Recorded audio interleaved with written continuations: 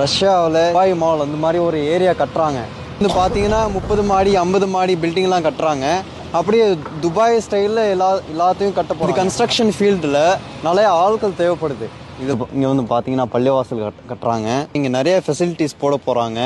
Shopping mall, இந்த மாதிரி ஒரு ஸ்போர்ட்ஸ் சென்ட்ரு எல்லாத்தையும் இந்த ஏரியாவில். இது வந்து பெரிய ஏரியா, அதனால இந்த பெரிய ஏரியாவுக்கு நிறையா ஆட்கள் வேணும் இங்கே ஒர்க் பண்ணுறதுக்காக. 3 வருஷத்துல தான் இது எல்லாத்தையும் ஆரம்பித்தாங்க. இன்னும் 2 வருஷத்துல இதை முடிக்க போகிறாங்க. ஏற்கனவே இது எல்லாத்தையும் கட்டியிருக்காங்க.